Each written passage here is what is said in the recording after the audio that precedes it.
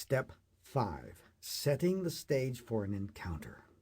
Make no mistake, this critical preparation begins with your very first trek into your campsite. Number 1, it requires the presence of forest giants. Number 2, you must make them curious enough to check you out. Number 3, you must prove you are worthy of their trust by having the patience of Job, by returning again and again for months on end. And number 4, you must follow instructions.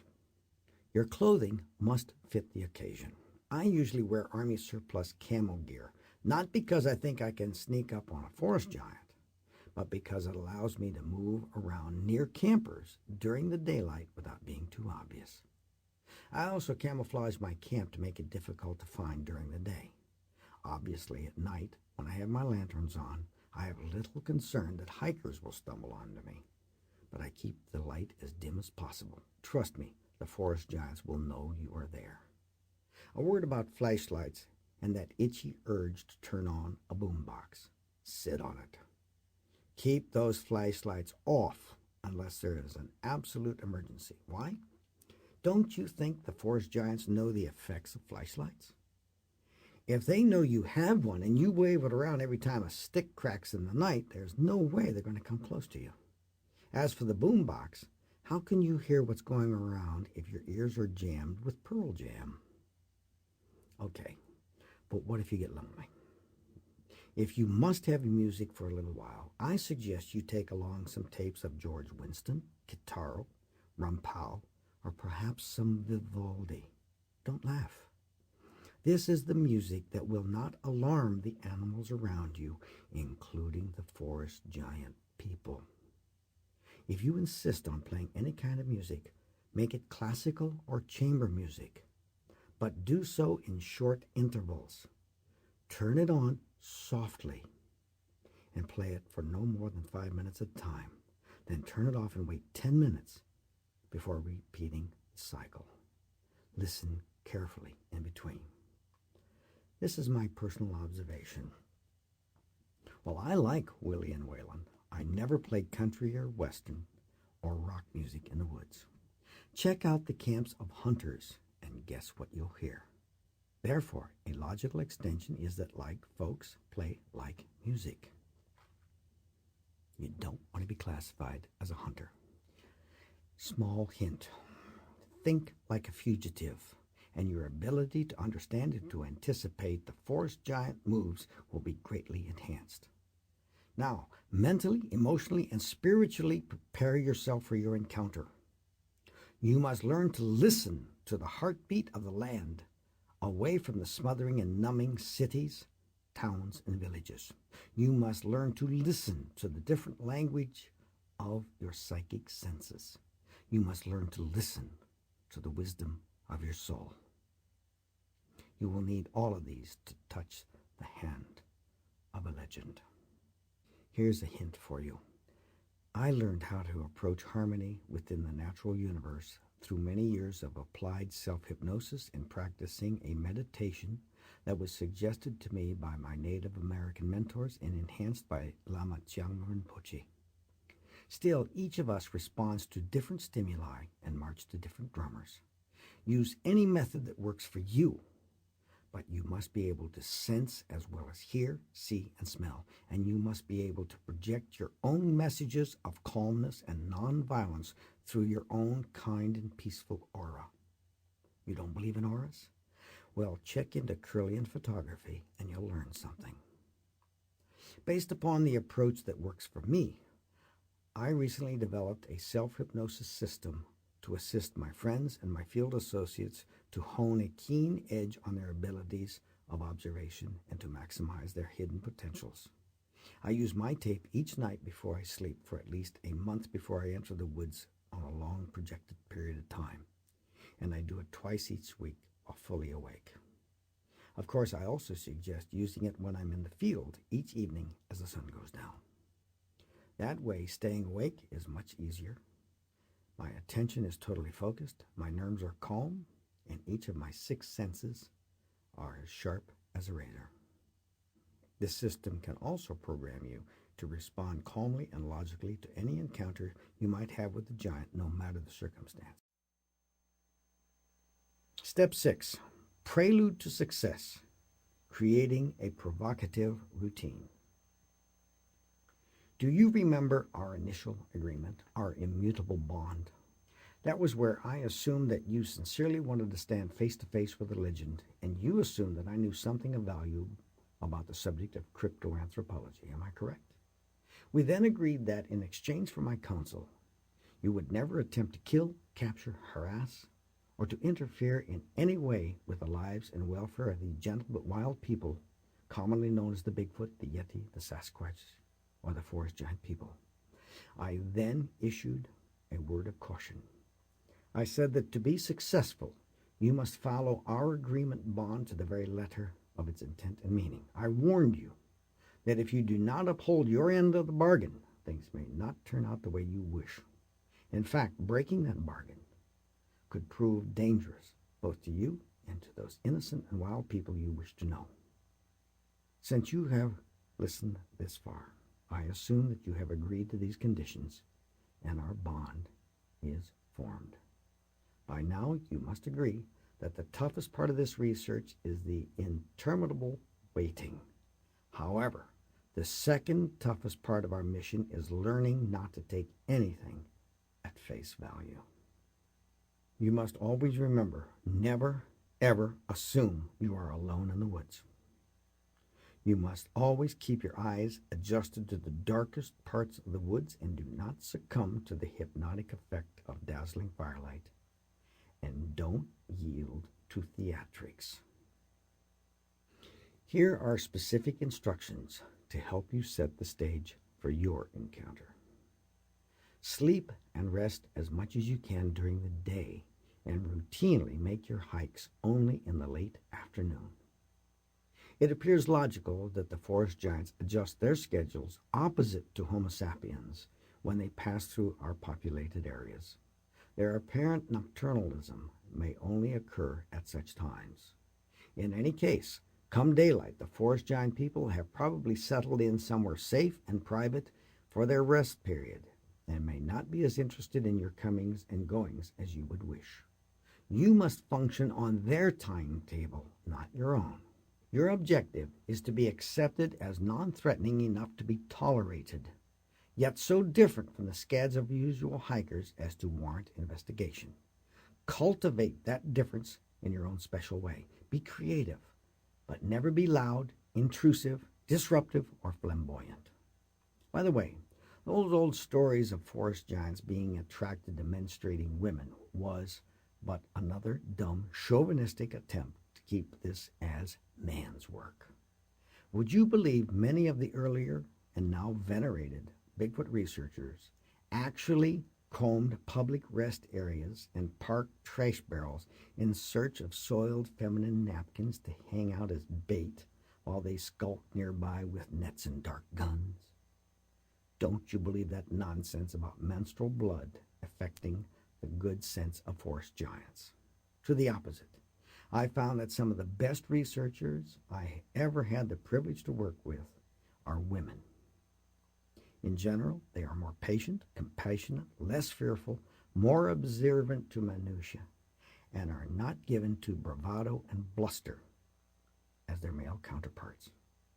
Just remember Diane Fossey and Jane Goodall.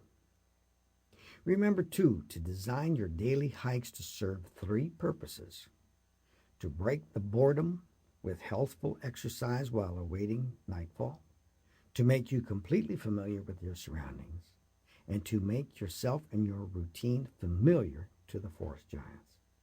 Find a way to gently announce your presence even while hiking. If there are two or more of you, don't hesitate to quietly converse from time to time, or if you're alone, try whistling or singing a tune now and then. I have used a single bear bell attached to one foot, or I fasten it to a walking stick so that it jingles when set down. You could also choose a single article of clothing, like a colorful hat or a vest, or a distinctive fanny pack with dangling plastic ribbons that you can wear at all times, in or out of camp, to make yourself identifiable at a glance. It need not be a large or cumbersome item. You can rest assured the eyesight of a giant is sharp. 3 or 4 hours before sundown of each night, commit yourself to a sequence of short hikes in varying directions. This ensures that you will routinely cover all directions from your camp. I like to make ever-widening concentric circles around my campsites. In that way, I make a tentative determination which direction might be logical for their approach when and if they decide to observe me. Walk casually enough to allow your own observations, but don't bother trying to sneak around because your actions may remind them of hunters and put them on guard. Beyond the obvious, the reason to do all this is to deliberately come under their scrutiny. I hope that they will eventually follow you back to your camp.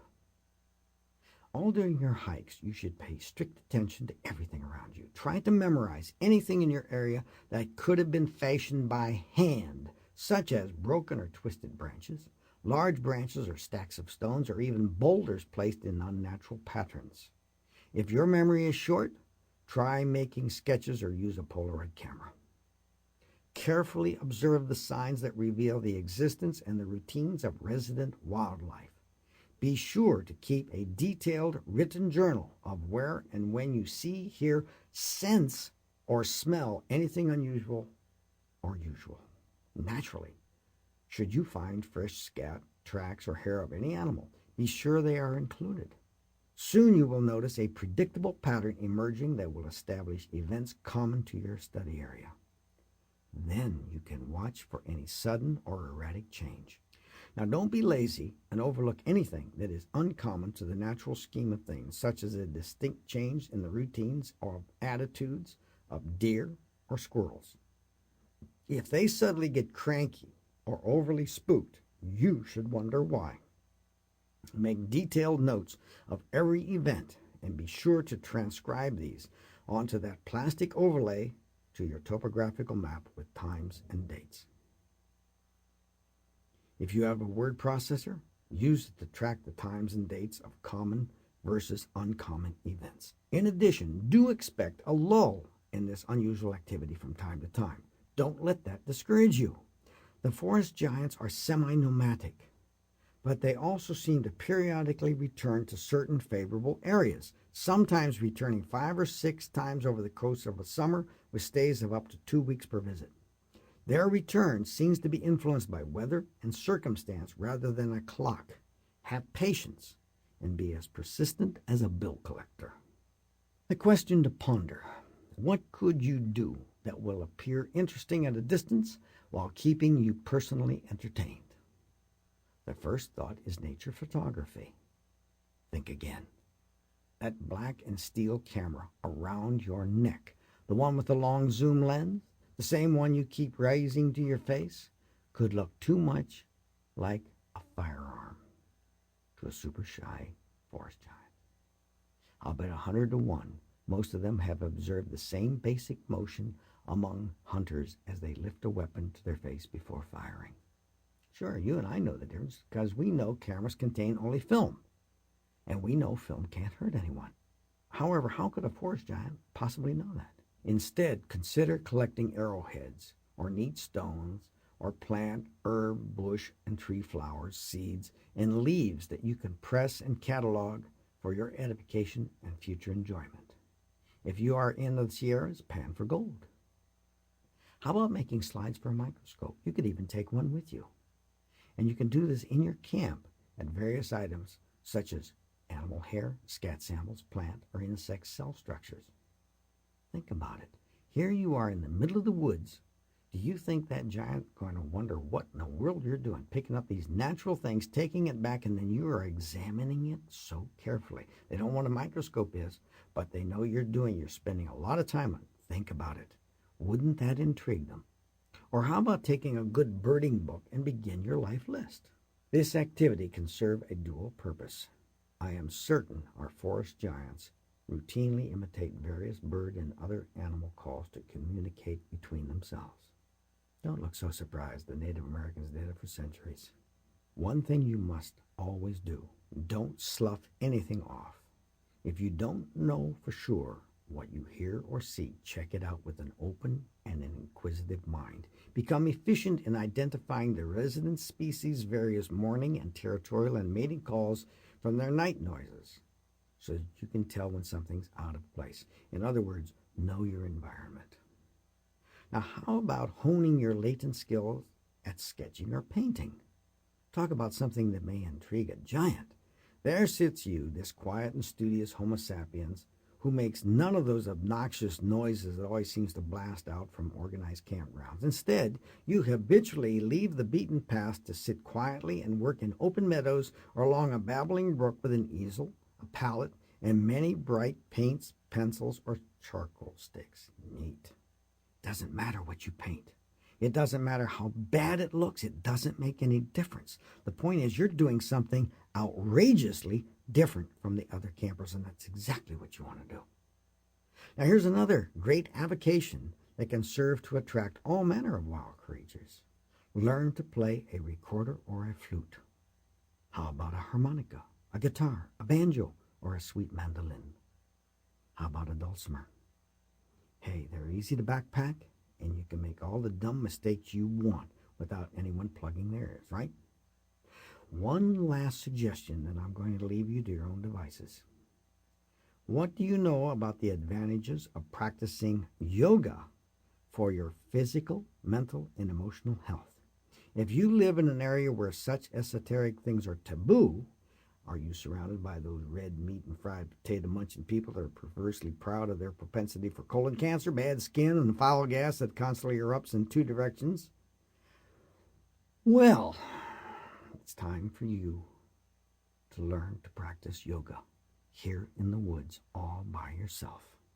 Nobody to laugh, nobody to make fun of you. And you thought you were going to be bored, didn't you? Important. This is important. Make certain that you are back in your camp before dark. Why? Try not to use or display a flashlight around your camp unless there's an emergency. You will be amazed at how well you will be seeing in dim light within a few short days. Now, why no flashlights? Remember, giants are not fools. Take a camera. Like that camera, that black and silver barrel could be mistaken for a handgun, just like the flashlight. Moreover, even should they recognize a flashlight as such, they know the purpose of a flashlight. Think as a forest giant might think, and always, always, always assume they might be watching you. Now, personally, I prefer to work alone, and I prefer going into places where there are no other human beings. However, I take every precaution that someone somewhere knows exactly where I am and my time frame. I also carry a walkie-talkie and or a cellular telephone with extra batteries and an emergency flare. But I never fear being alone around the giants, and neither should you. Step number 7. Tracks, feces, smell, and hair. Are they bear, skunks, or what? It's bound to happen if you are in the right place at the right time, and if you're sharp enough to notice a track left by a forest giant, a mound of its fecal matter, or a wisp of hair. Let's talk about hair. Good places to find samples of hair are along barbed wire or wooden fences, the rough bark of trees, or among thorny bushes. Hair can be extremely useful if you have deep pockets for the extreme accuracy of DNA analysis. At the current rate of thousands of dollars per sample, you could make some expensive mistakes. Why not make a library of your own microscope slides for field comparisons against known animals? Don't overlook local zoos or wild animal shelters for free samples. You may not prove to science what it is, but you can surely determine what it is not. The gathering of samples and the detailed work entailed in making good slides can serve you well if you make those slides in your camp at night. This absorbing activity will keep you busy and wide awake for hours on end while you monitor the sounds of the woods around you. It's a great combination. Tap into your local high school or college science lab teachers for help in getting the right tools for the job. It really is worth doing. Feces. Forest giant feces are hard to find.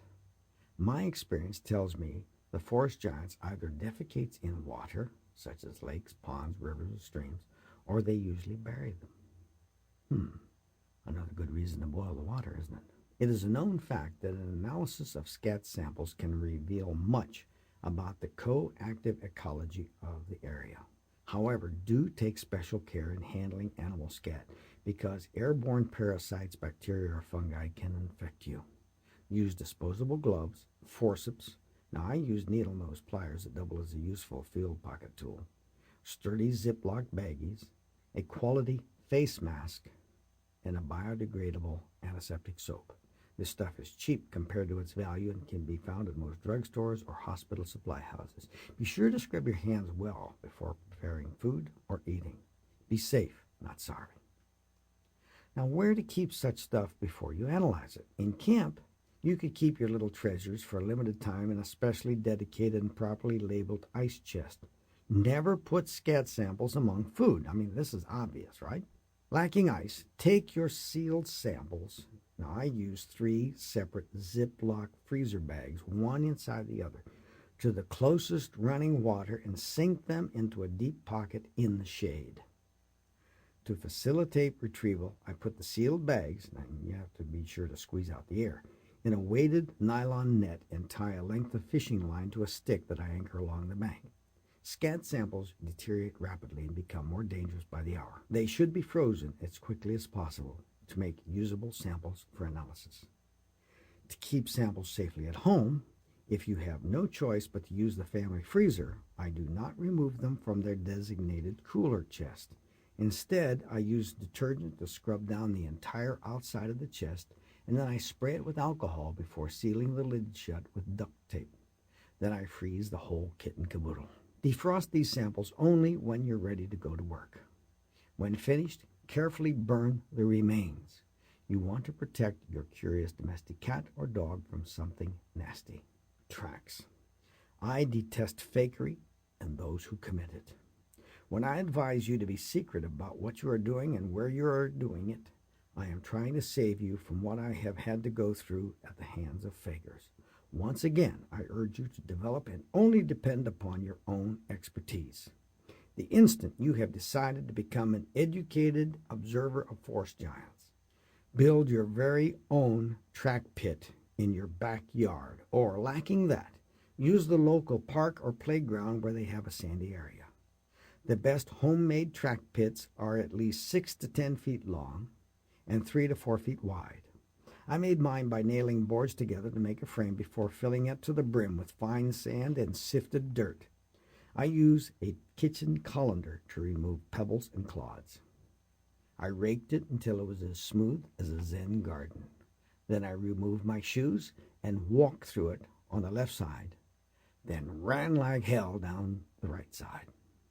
By holding a bright light at different angles, and I try it at night and you'll see more clearly, I learned to identify the tiny puffs of dirt that had exploded forward and to the side under my feet while running, and I see where my toes had flexed to grip while walking. I spent a lot of time on my belly with a magnifying glass to study the varying pressure cracks and ridges that distinguish the running from the walking tracks, and the toe-off and drag marks made by my heels and toes were distinctly different in each case. Keeping in mind what fakers usually create, I raked everything smooth between experiments before I tried to artificially extend the length and width of my usual stride. It didn't take long to figure out that the dirt being forced to each side was the result of my hopping back and forth to give the impression of a wider stance, and the same explosion patterns dramatically increased where I had hopped to falsely lengthen my stride. As for the inflexible wooden feet that fakers sometimes use, those made a strange imprint that shows none of the flexing, twisting, gripping, or varying that is normal to a live foot, and the toe-off showed a lot of stiff drag. After some experimenting with your track pit, you should have no trouble spotting this type of fraud. A word to the wise. Be careful about accepting any track as authentic, especially if they are too easily found or conveniently placed. If there is one track, there has to be more somewhere close by. Study every possible alternative and think what the hell the forest giant was doing there in the first place. Be super skeptical until you have no other possible explanation. Lastly, make a third set of normal tracks and let them age in the elements. Go out every single day for at least a month to observe the gradual disintegration of your samples. In between times, practice walking a mile or more over varying terrain near your home, and then try to follow your own tracks over that same month. Only now are you ready to begin evaluating what you might find. The most frequent question you will be asked if you dare to report forest giant tracks is if you are certain they don't belong to a bear. To be blunt, if you can't tell the difference, you are not yet prepared to enter the woods. I suggest that each new observer get a good manual dedicated to animal tracks native to your area and compare bear tracks to those of Homo sapien. You will see that the hind paw tracks of a bear only approximate our own tracks. A trained eye will quickly notice that a bear's largest toes are those three found in the middle of its track rather than our single great toe, which is on the inside. Besides, the heel of a bear's hind foot is fairly pointed, while a forest giant appears to be rather squarish. Keep in mind that only Ursus horribilis, the grizzly bear, generally grows large enough to come even close to a forest giant. In addition, if the tracks you find truly belong to a grizzly, their long claws will be in evidence, especially in soft dirt or mud. Is that clear enough? As a rule, I do not recommend that you report forest giant tracks to anyone. In and by themselves, they prove nothing that will make a difference to science. Secondly, your study area will probably become swamped with sightseers, contaminated by fakers, and invaded by monster hunters. Keep your own counsel. But what do you do if you find barefoot tracks that are huge and human-like, yet are at a spot where you are fairly sure no Homo sapien has been? Immediately, stand absolutely still and take some deep breaths. Do not take even one step more until you are calm enough to see exactly where you are stepping. Once I was examining a short string of clear tracks in a wide ditch when an excited expedition member decided to leap down to help me. He landed smack dab on top of the tracks that he could not see from his elevated position. Worse, when I yelped, he scrambled back, lost his balance, and trampled virtually everything to dust. Warning: your behavior over the next few moments after finding a track can well decide your fate as an observer who succeeds. Remember, if those tracks are truly fresh, every move you make could be under scrutiny. You cannot afford to fail now. Stand stock still till your mind is completely focused. Get a firm grip on yourself before taking a closer look at the subject tracks. Touch nothing. Concentrate. Study those impressions to see if the edges are crumbled and indistinct, have loose pebbles or leaves fallen into the depressions. Are they wind-blown or rain-spotted? Has the dew collected, or are they crisp, clean, and firm? Is water slowly oozing into the deepest parts? Are tiny particles of the dirt still tumbling in? Next, apply the first rule to uncovering passive as opposed to active fakery. Aside from the inherent suspicions that abound with items that are actively discovered by others who generously share their great discovery with you, or where some screwball is prancing around your camp dressed in a cheap gorilla suit, ask yourself if the items in question could have been placed in advance where someone like yourself is sure to find them. The egos of those who resort to fakery of any sort usually demand a resolution they can share in. Therefore, the more secret your camp, the more isolated the place of discovery, and the more random your movements, Each contribute to thwarting fakery and assist in setting the stage for a true encounter. However, if these impressions bear any resemblance whatsoever to a fresh track, immediately place anything you are carrying down by your feet and stand up straight and still. Slowly, slowly, slowly extend your arms out from your sides until your empty hands are almost parallel to your waist. Open your hands, spread your fingers wide, and place your palms to the front. With deliberation, slowly pivot in a tight circle. Your open hands will prove to any hidden forest giant that you have no weapons hidden in your hands. As you turn, address the woods around you in a calm and soothing voice. When you have completed a full revolution, continue speaking into the densest part of the woods for as long as you sense someone is listening. Assume that a forest giant is lurking nearby, watching every move you make. Most giants have been conditioned, if not by experience, at least through group education, to expect the worst from us. Group education? Is that what I said? Yes. Of course they have an articulated language, but we'll get to that later.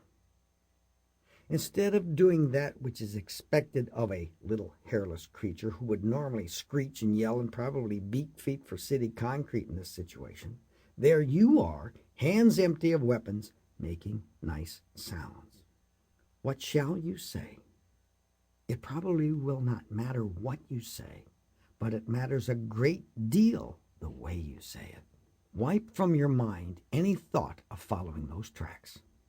If they spot you attempting to trail them, they are certain to interpret this as a hostile act, and they will most likely vanish. Your chances of a giant visiting your camp would be reduced to zero. Don't do it. While I have been grossly criticized for not following up on a hot sighting or fresh tracks in the manner of most established, quote, Bigfoot hunters, who either call out the dogs or set up childish ambushes that never succeed, my methods have gained me countless passive and active encounters that those hunters only hear about secondhand.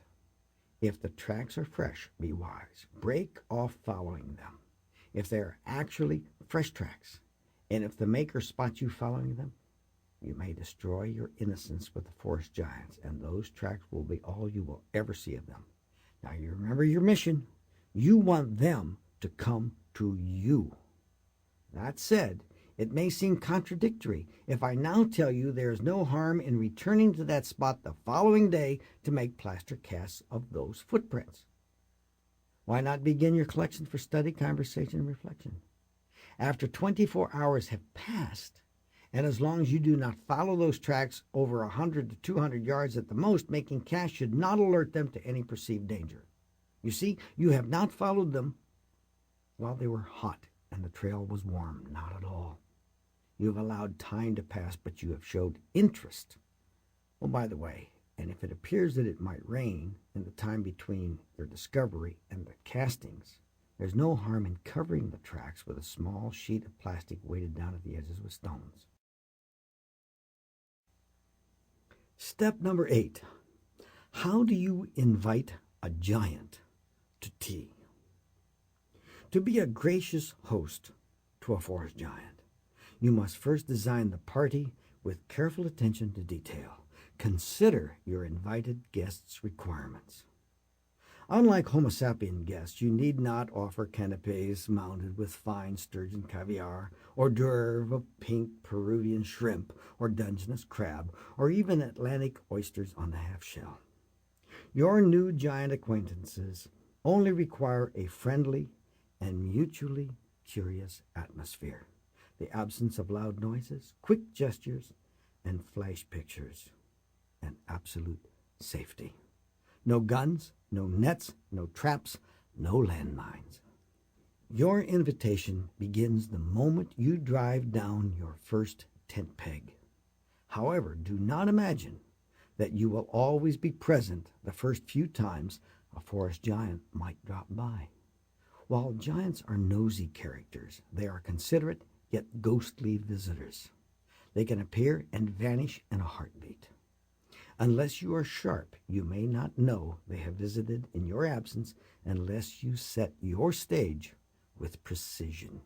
To begin with, your observation camp must be neat and tidy to an extreme approaching anal retentiveness.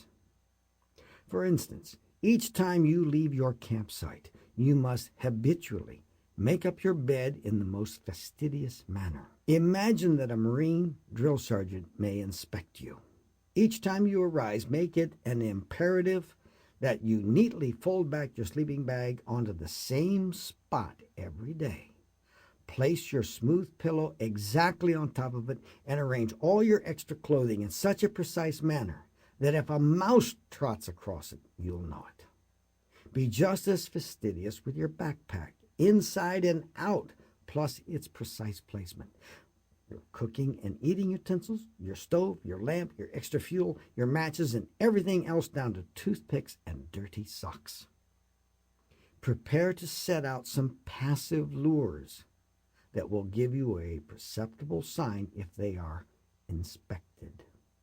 Forget food. While some sick giants have sometimes visited Indians for emergencies, I have never investigated a single legitimate report where a giant scavenged trash bins or garbage cans. They leave that to the bears, the raccoons, and the opossums. Forest giants are fastidious consumers of food they gather themselves, and they have always avoided every edible bait that was ever hung out by Bigfoot hunters amid their evil snares, traps, capture nets, and even their spy cameras that monitor areas that are conspicuously raked to reveal telltale tracks. Those would-be monster trappers are fortunate that the giants are smarter than they are. Forest giants never travel alone. Trap one, and if that trapper is unlucky enough to be close by, someone is going to get hurt. If attacked, shot at, or wounded, the forest giants have a history of wreaking quick revenge. Quick question. When do you think man will live up to the second half of his self-assigned title, mankind? That's an aside.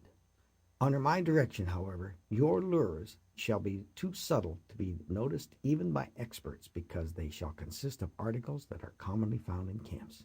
Instead of being cleverly hidden to snap or snare your invited guest, your harmless lures shall be even more cleverly placed in the open, yet the slightest touch will be easily detected. Give you an example. I routinely place on a stump or a flat rock my steel signal mirror, an open plastic case containing aromatic soap, toothbrush, toothpaste, dental floss, deodorant, and my razor, each arranged with their tips touching a curved line that I faintly etch onto the rock or stump with the point of my knife. If my tent is secure from wayward breezes, I may use a colorfully dyed feather as a bookmark within the confines of a book or a magazine that I leave propped open to a page that displays a picture that might catch a giant's eye. I anchor the selected page with adequate stones and place everything where it can be easily seen, yet it is protected from wind and rain. Now, what magazine photo might catch the eye of a giant? I use National Geographic or similar publications that contain illustrations of gorillas, chimpanzees, or orangutans in gentle contact with humans. I prefer the images of Jane Goodall or the gentle folks at the Gorilla Foundations as they work with Coco.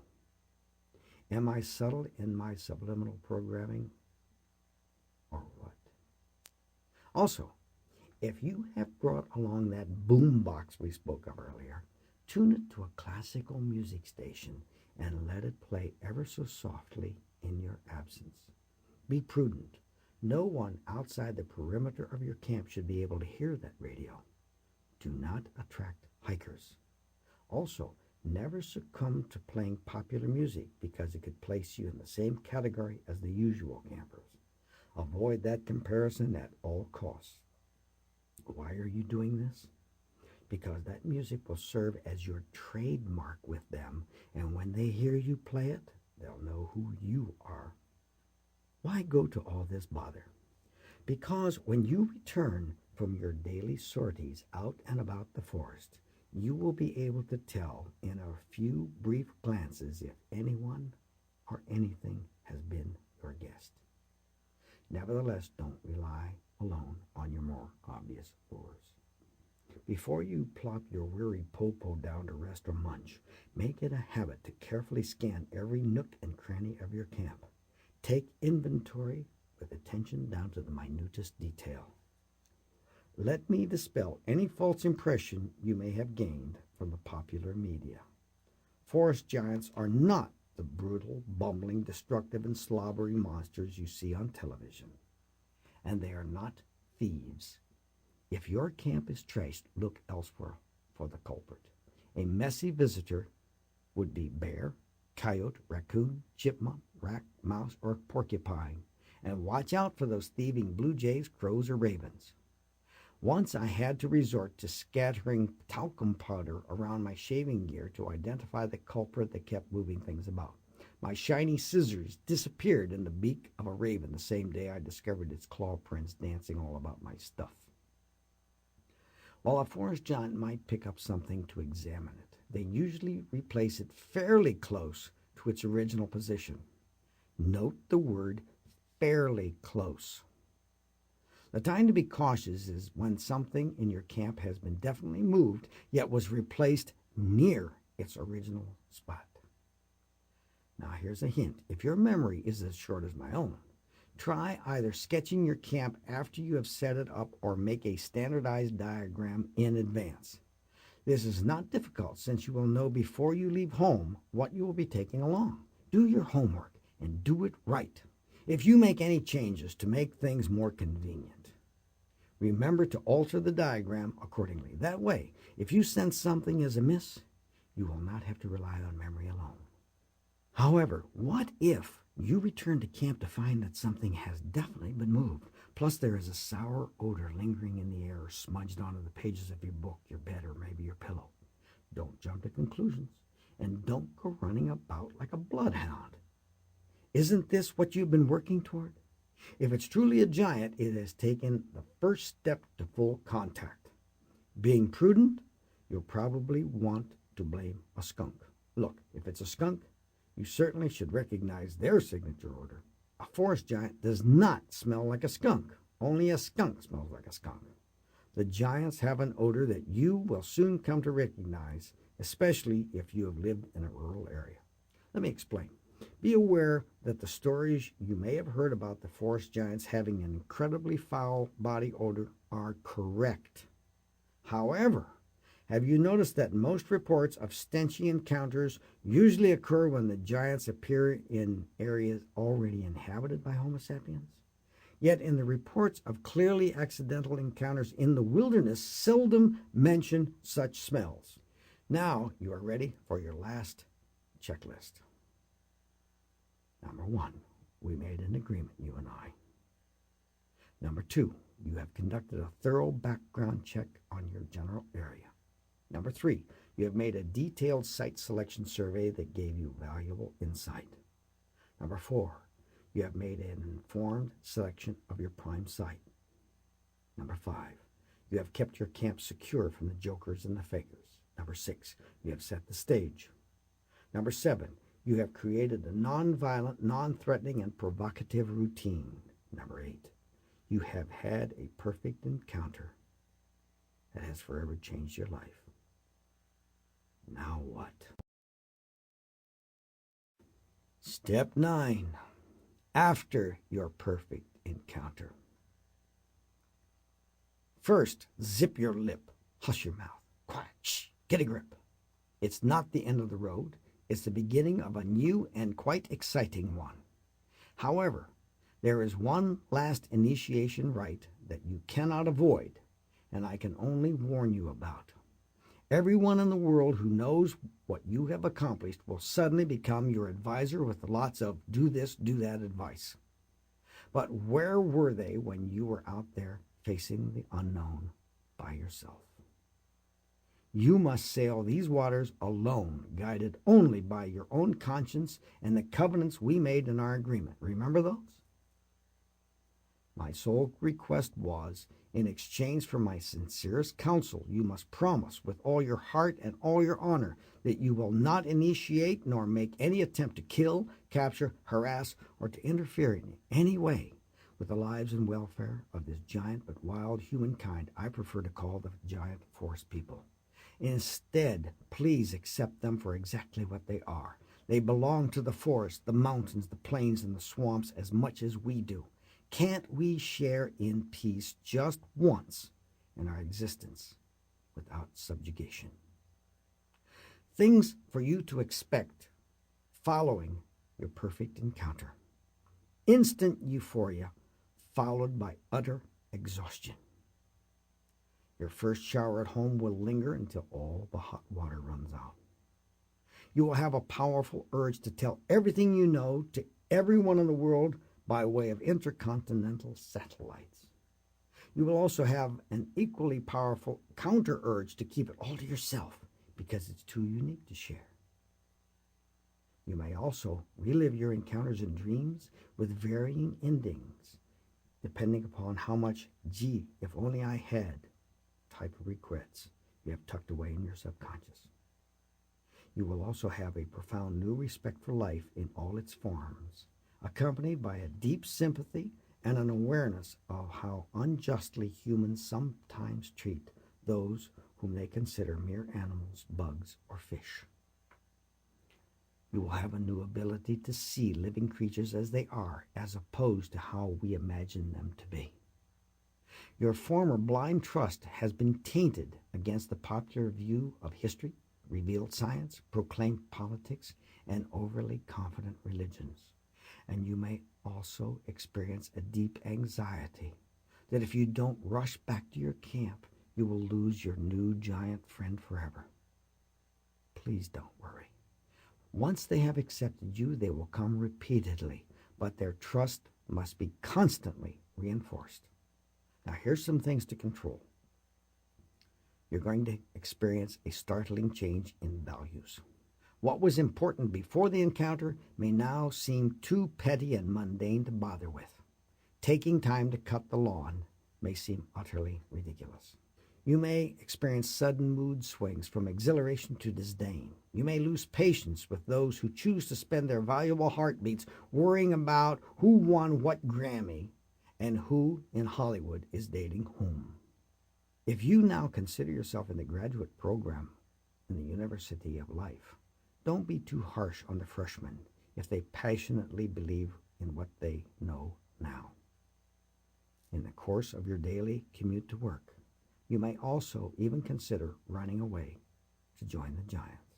Things not to expect.